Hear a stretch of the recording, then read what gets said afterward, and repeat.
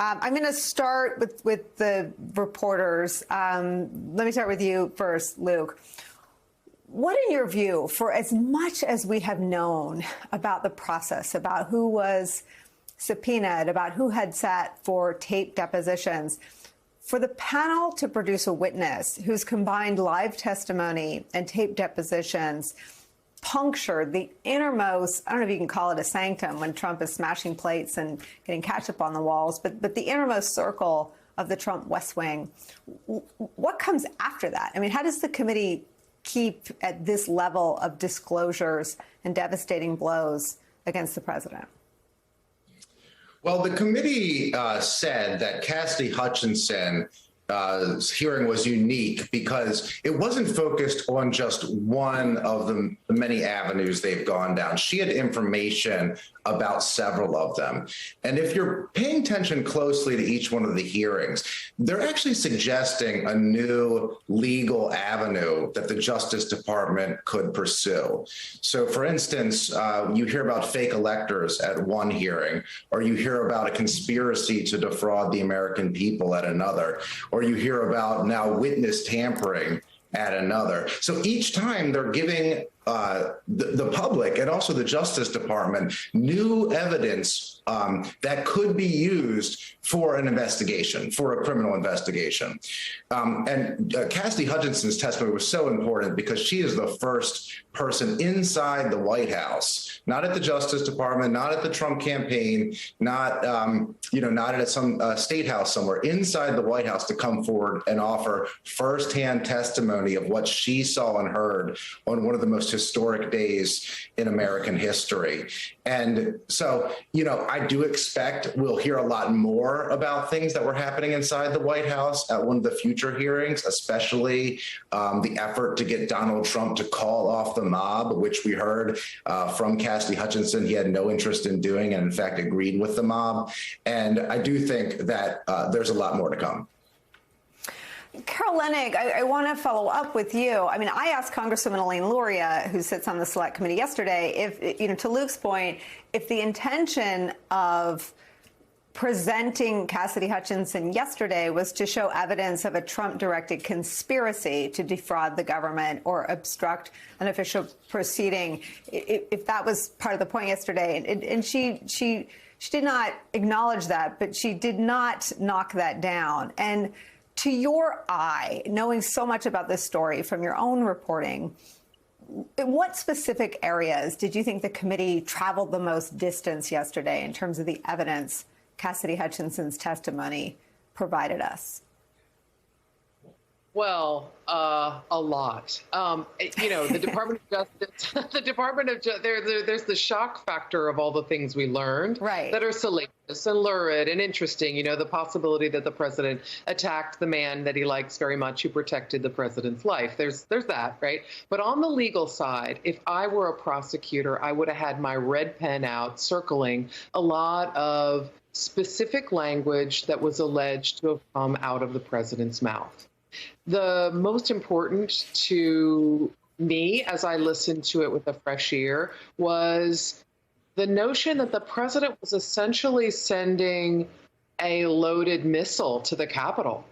He knew people were armed, breaking the law. It's illegal to carry a gun on federal property in D.C., and he knew that he had been warned about these individuals, that they were that they weren't coming into a special magnetometer area because they didn't want to have to give up their guns.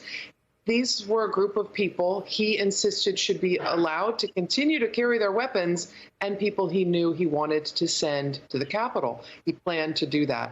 I think the second thing that's pretty powerful is, even though I have reported that the president for weeks before January 6th was intending to join this illegal march to the Capitol, that on that day, he was emphatic. He was irate. Mm-hmm. He was going to go to the Capitol. He was going to join and essentially foment a group that was heading that way.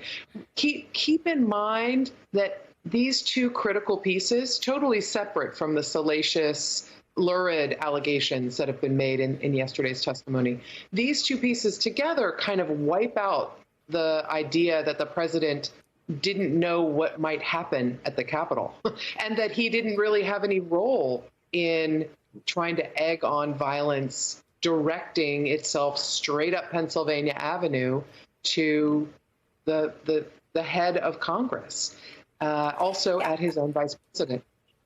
Yeah, I mean, I think this is, you know, as Katie, as Carol's saying, you know, once you pick your jaw up from the table and sort of put it back with the rest of your face, what we know is that Trump intended to be at the Capitol. We know that one of the elements discussed was the speech outside, but we also know what he wanted to happen at the Capitol. He wanted Mike Pence to refuse to certify the count.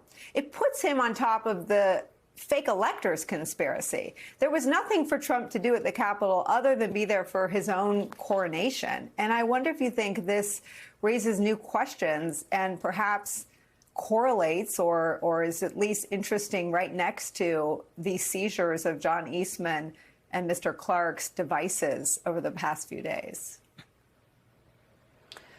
Yeah, I mean, that's why when Cassidy Hutchinson testified that Donald Trump was asked about Vice President Mike Pence and the fact that people were threatening to hang him, Mark Meadows came back and said he thinks that Pence effing deserves it. I mean, clearly that was the intention, was to get Mike Pence by any means possible, through intimidation, through a huge crowd being there, through disruption of the proceeding, not to go ahead with the congressional certification of the election result. And that it's hard to see what else the purpose of that whole rally was. I mean, that's why Mike Pence was there. That's why Donald Trump wanted to go there. That's why he wanted whatever it was, 50,000, 80,000 people to go down there, even if they were armed, perhaps especially if they were armed, to try to intimidate the vice president into not certifying. I mean, I can't see what else the reason was for him to be there.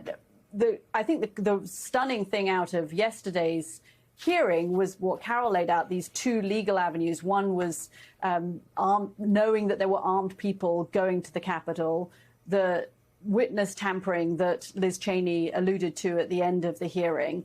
And when you have even Fox News, and I switched to Fox, forgive me, Nicole, yesterday. No, I did too. I did the same when thing. You have even Fox News saying it was devastating with very little pushback from the anchors, and that they are starting to build a justifiable case for indictment. I thought that was, you know, pretty compelling.